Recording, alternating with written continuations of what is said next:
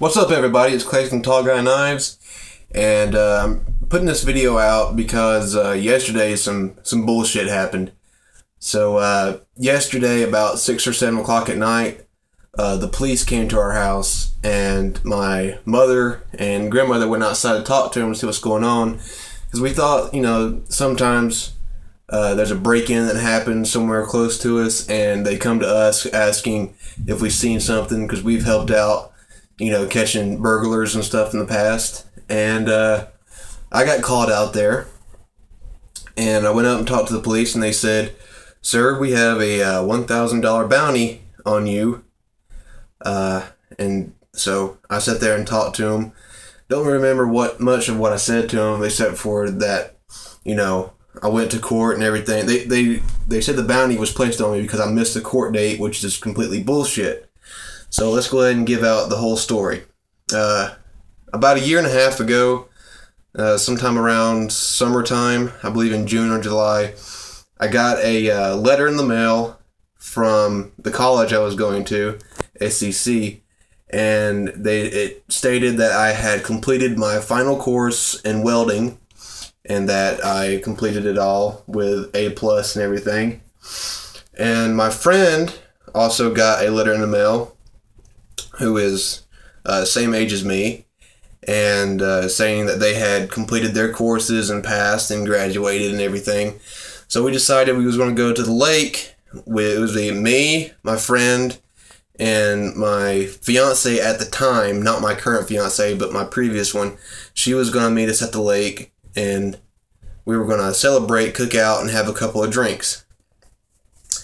Well, the day come where we was going to go to the lake. I go to my friend's house to pick her up, and the previous night, apparently she had went partying up at the college and had brought back like 4 or 5 people with her to stay the night at her house because they didn't have a ride or anything. And she comes out and tells me, "Hey, these guys want to go to the lake too." And I was like, "Okay." And it was like 2 or 3 girls and 2 guys. And I have never met these people before. I didn't know them, didn't even know their names. I'm like, "Okay, yeah, sure." But they would need someone to come pick them up at the lake when we're done. They're like, "Yeah, they already have a ride and everything. They'll come pick them up in about like 2 or 3 hours." So I'm like, "Okay, cool." So my fiance was going to meet us at the lake in about an hour and a half. And so we go to the lake, and I get there. We go to the dock that was a public dock that we go to. That I go to a lot, and I got my drinks out. I set them out. I only had like 2 6-packs of Mike's Hard Lemonade. That's all I had. So I get them out, and the other people, the people that I didn't know, reached into their bags and started bringing out hard liquor like Amsterdam gin, Jack Daniels and stuff. And I'm like, "Oh shit, this is not going to end well." So I called up my girlfriend. I was like, "Hey, don't come to the lake today. Some bad stuff might be going down." And then about 10 or 15 minutes later, park rangers showed up and started asking for IDs and everything because we were sitting there drinking. And I had about 4 or 5 Mike's Hard Lemonade, and alcohol really does not affect me any way, shape, or form. I can drink all night and not get dizzy, not get tipsy or drunk or anything like that, because it takes usually about $100 worth of hard liquor to get me drunk.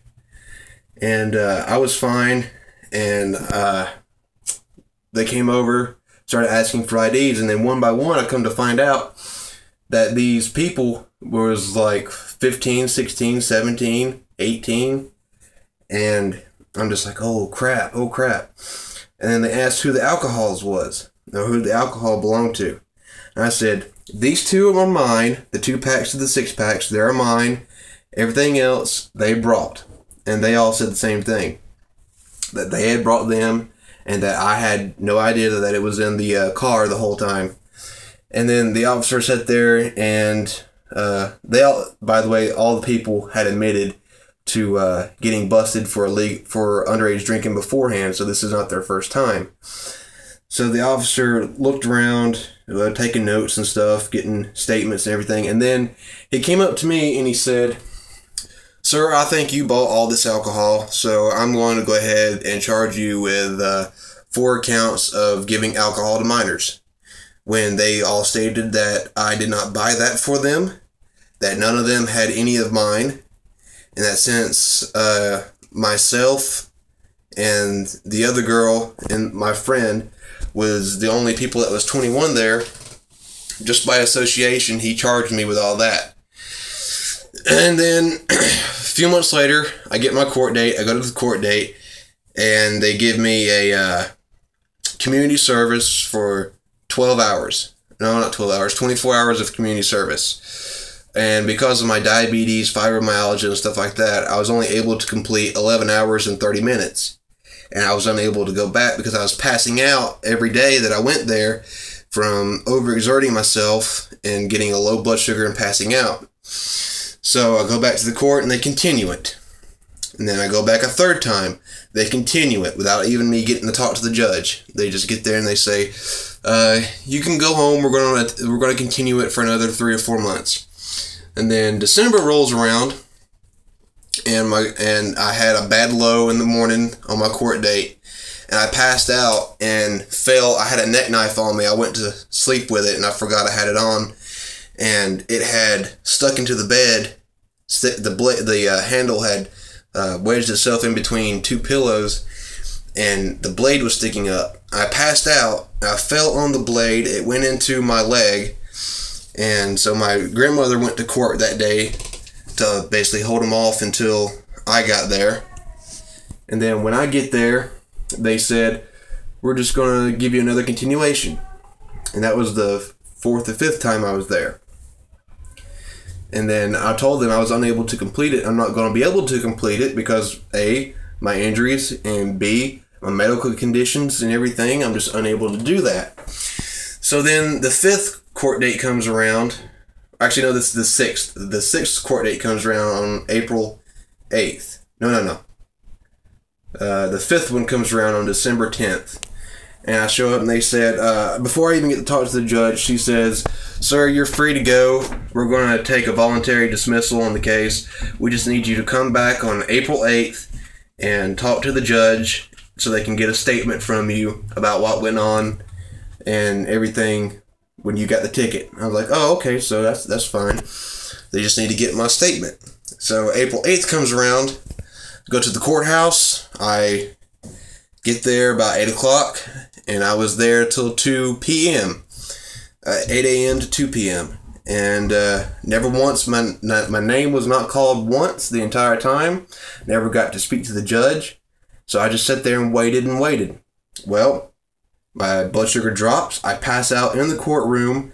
3 deputies come over. I gain consciousness for about 2 or 3 minutes, long enough to pull my wallet out and show them my diabetic card, saying I had diabetes, and if something like this happens, to call 911.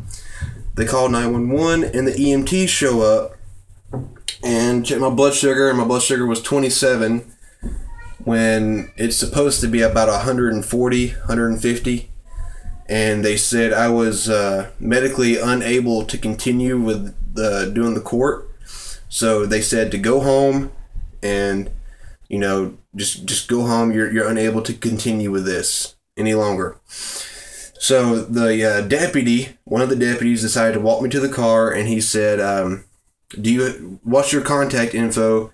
Because I'm going to tell the judge what happened, and I'm going to get this all taken care of for you so you don't have to come back. And I'm like, "Well, thank you, sir." And I said, "The DA has all of my contact information, my phone number, my email address, my mailing address, and everything." And he said, "Okay, if you have to come back, you'll hear from the DA through a letter or a phone call within the 2 or 3 days." And then I haven't heard a single thing from them after that. I haven't got called. I haven't got a mail in the letter for a summons to come to court or anything. And then yesterday, that's when the cops showed up saying I had missed the court date and I had a $1,000 bounty, and that I needed to go Monday, which is tomorrow, and get it all taken care of. So if I can't get the money, I will be either in jail or something like that. But I'm not going to another court date again because this is just bullshit. I've been there 6 times.